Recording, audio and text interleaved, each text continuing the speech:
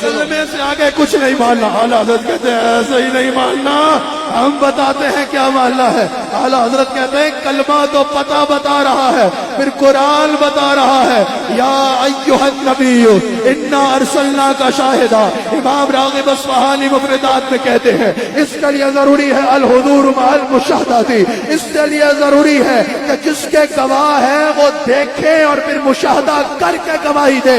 کہا کس کے گواہ ہے؟ کہا وما ارسلناک الا رحمۃ للعالمین, عالمین کے لیے بھیجے گئے ہیں. تو کہا پھر عالمین میں حاضر ناظر. کہا ہاں عرش والوں کے گواہ روحانی طور پہ وہاں بھی حاضر.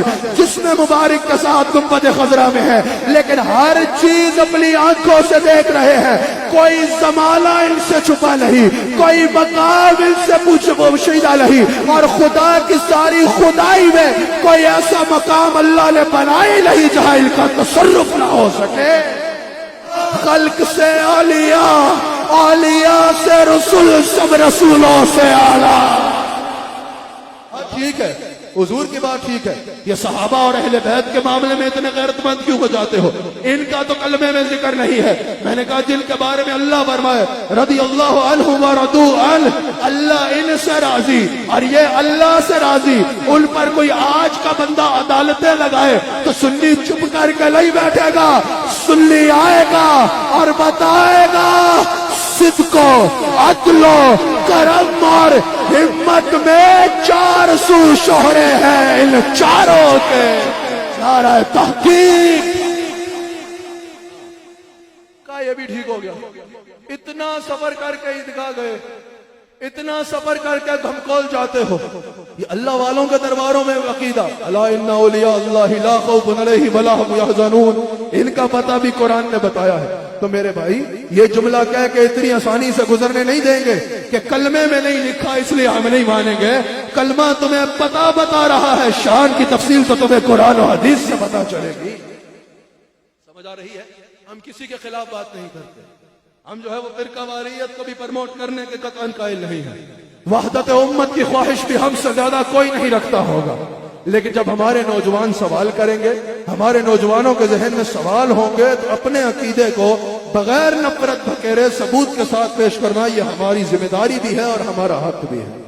اچھا بتاؤ اللہ تعالیٰ کی کیا عظمتوں کا سب کا قرآن میں تفصیل سے ذکر ہے؟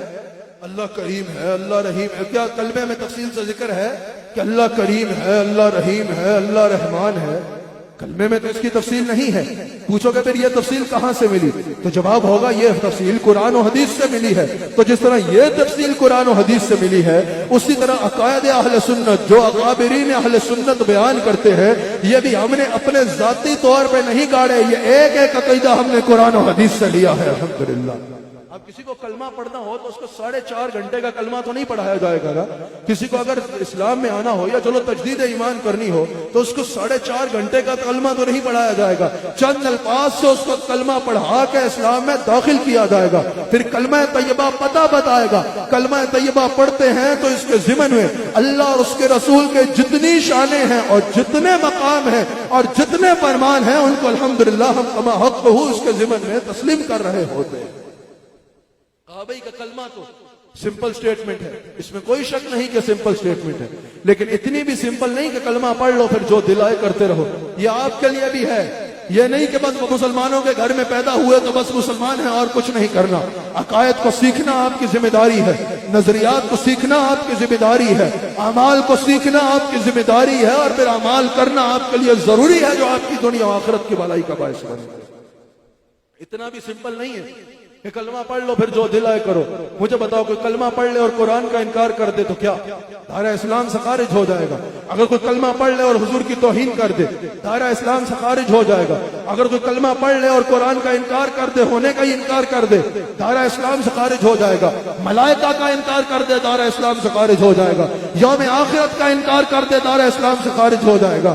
تو کلمہ ہے, لیکن کلمے کے ساتھ عقیدہ بھی مضبوط ہونا ضروری ہے, عقائد کو سیکھنا بھی ضروری ہے, اور ان پر عمل کرنا بھی ضروری ہے.